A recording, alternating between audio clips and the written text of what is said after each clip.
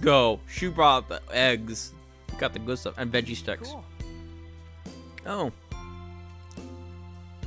Good to see you got some fresh food options now. The snacks I bought weren't.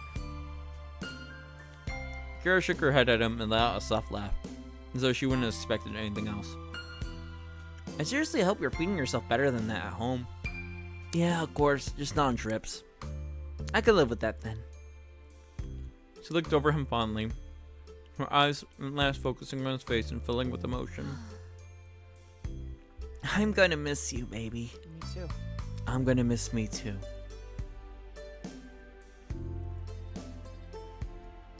We'll all be together again before you know it. I hope so. We miss you too, Kira. Kira put an arm around you both, pulling you in tight to her sides for one final squeeze. Have a safe trip. We will.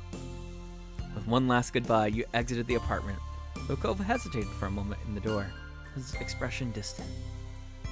You weren't sure what he was doing, though you tentatively took a step towards him. Everything okay? Your voice seemed to bring him back to earth, and he shook his head to clear his thoughts, his green hair swaying from side to side. Yeah, let's go. With that, the two of you headed back down to the car, ready to make the long trip home. Soon enough, you were on the wide open road with a car full of Cove's things with only one destination, Sunset Bird, California. The drive went as smoothly as could be expected, with the morning slowly creeping to the midday as the miles flew by. After a while, you switched places with Cove and took over driving for a couple of hours. The day flew by. Pardon me a sec. The day flew by in a whir of open road and sunshine. And before you knew it, it was early afternoon. By that point, you'd already crossed the state line. Cove announced that he planned a little stop on the way home.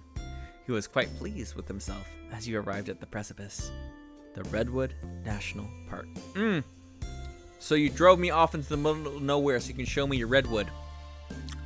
Very, very smooth, Cove. Shaded beneath a canopy of enormous redwood trees, you drove along. When Cove parked the car, you pushed the door to get out.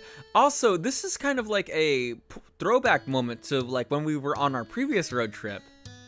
That's cute.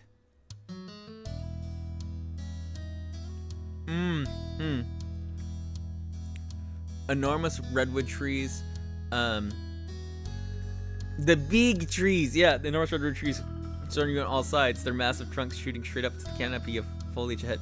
So that's why you told me to do the road trip last time too. Okay.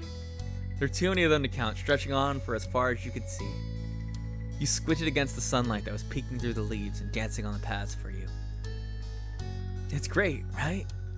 He smiled at you from over the roof of the car before glancing around the place fondly. Remember the trip our families took here? Yeah, I remember that. It was cool going on that journey and seeing the forest in person, even if we didn't stay for very long.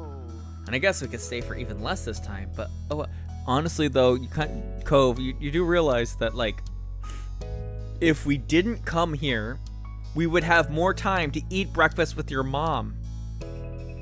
Your incredibly hot mom that I want to steal and is conveniently single-ish. It just seemed like a good time to stop by. Who knows when we get another chance? Yeah, who knows? His voice got a little softer at the end. It seems to be bittersweet for him, being in a place he was so fond of, but not having the time to appreciate it fully. You were pleased to have stopped there. It was a beautiful place to stretch your legs and take in some fresh air.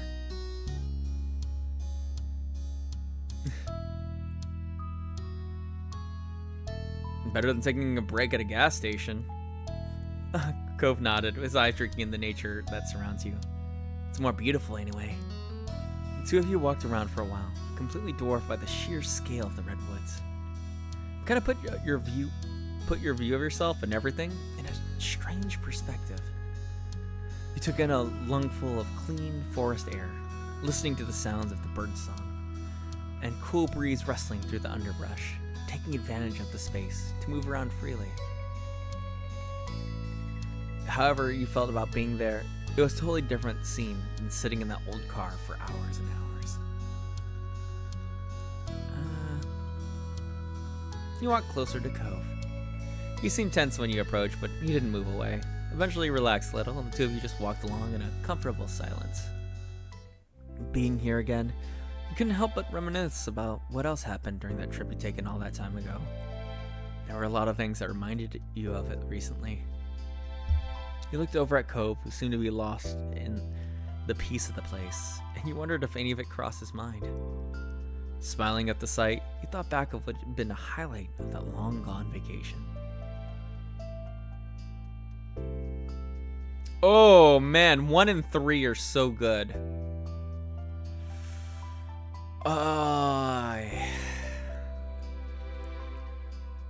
Which one? 1 or 3?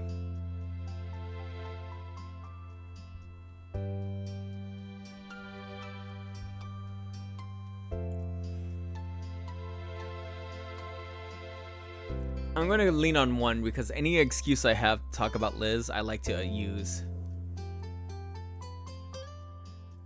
5, 4, 3, 2, 1. Click. Liz really pulled no punches when she was a teen. I could hardly believe some of the things she said to us. Cove groaned, and those eyebrows dipped grumpily. You could see the shadow of a smile was tugging at his lips. I remember, unfortunately. I don't know, but you're pretending she's gotten better. Liz never gives me a break. He had to crack a smile. Cove was honestly a favorite target of hers for teasing, but so were you. You continued chatting about the trip a while longer. About the things you had seen and done, or even eaten. A lot of the memories Cove had of the trip were similar to your own, but you're also surprised to hear a few other things from his point of view. So much has happened that there was no shortage of things to talk about. The place certainly had a nostalgic quality about it. Your spirits were as light as you ambled past information boards and picnic areas. But before long, you decided it was time to bring this short stop to an end and head back to the car to get on the road again. Cove sighed when you finally reached the vehicle, jangling the keys in his hand before unlocking the doors. Well, I wish we didn't have to go, but we're going to be responsible and not stay longer than we should. How grown up of you. He smiled slightly, and with that, the two of you jumped into the car, buckled in, and he put it in drive. You're getting closer and closer to town as the sun started setting, though you're still far enough away that the radio stations were unfamiliar to you. Dang, look at him all handsome in the sunset. Cove twisted the dial this way and that before stumbling onto a channel with a song he liked. That was rare gifts from the fates of the sea of static, strange radio jockeys, and grating tunes. His face immediately brightened to the sound of it, and he drummed his fingers along the bottom of the steering wheel happily. Sitting back in his seat, he bopped his head and shimmied his shoulders in time to the tune, all while mouthing along the words. Sing! Occasionally he even lifted one hand for the wheel to gesture to his fingers for a specific time. Sing along, heckin' yeah! Remember, I am canonically a good singer at this point because I practice with my cousin. Cove raised a pleased eyebrow at your vocalization. Emboldened by you, Cove decided to speak the words rather than lip syncing. Your voices mixed together, slowly creeping louder and louder as you belted out the words of the song. Every now and then, a word could be sung wrong, and by the end, you were both laughing too much to continue. The song ended, and Cove reached over to start cycling through the radio stations again. Upon finding nothing tolerable, he flipped the dial off in defeat and leaned back in his seat with a laugh. You rested your head on your hand and stared out to the window as the sky darkened, watching the landscape slowly melt into more familiar views. Miles went on, and any energy you had earlier was beginning to drain away. You imagine home and your family, you'll be there together soon. You know, sing, adoptive voice, sing!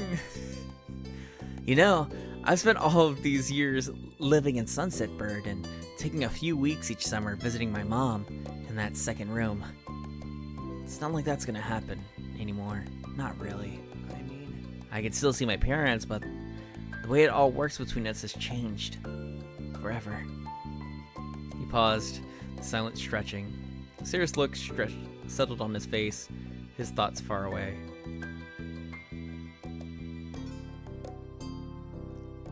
I feel the same way about my parents too. I know they'll always be there for me, but we don't really have the same relationship we used to. Cove's mouth pulled into a tight line, and he gave a small nod.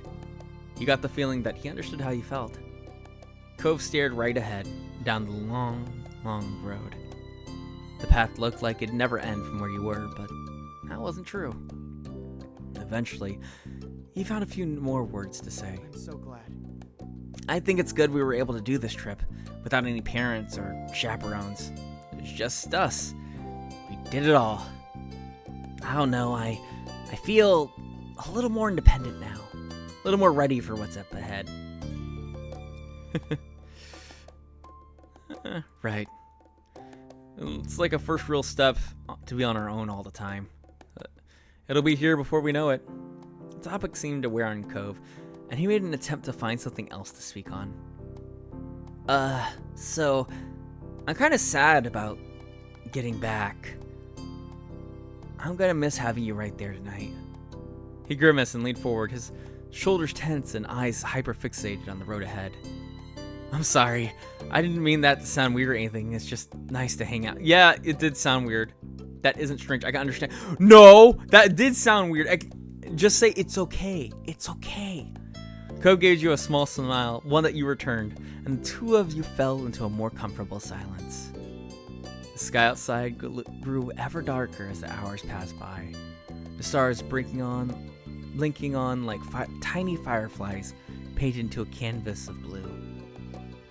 The scenery continued transitioning between open roads, industrial areas, and beach towns, becoming increasingly recognizable as time went on. You felt so much disconnected from the world around you as you watched through your window, your tired mind growing hazy. It was a strange, reflective feeling, but peace nonetheless. Soon enough, the world would return to you, and you'd find your feet firmly on the ground. It couldn't be helped. The adventure would end, life would continue, but your memories would linger on. Alright, I'm gonna save here. I think this is a natural stopping point, because each one of these seems to be taking at least 30 minutes, and I think we're probably gonna finish the game with the next stream if I'm reading this correctly. Right? Please save. Yeah, I just saved. I made sure to put a save. Yes. Cool. Alright. Then I think we're going to end the stream here. We do have our Christmas stream tomorrow. So, in 8 hours or so, do be prepared for Christmas stream. It's going to be great. It's going to be Jackbox, so bring your friends if you so desire, because viewers will be playing alongside me. So, that's always awesome. Christmas stream, yippee. Yeah, also going to have a wee bit of the alcohols, as they say. So I will be allowed to cuss and everything. So like tomorrow I am putting up all the restrictions that I need to, just so I can have maximum good time with no restrictions on me personally. Either way, love you all. Thank you for watching, and I'll catch you guys next time. Also, this game's really damn good. Just one last thing. This game really emphasizes the point that life is very short, and that like you need to embrace it as it happens. And you carry your past with you, but it like helps. See you next stream. Okay. Wear your seatbelt, kids. I like the message of this game. Like, it has a very, very hard message it's trying to convey, but I love it. Also, Noicha, thank you for following me. I saw that. Apparently it happened like a few days ago, so I don't know what convinced you to do so, but regardless, thank you for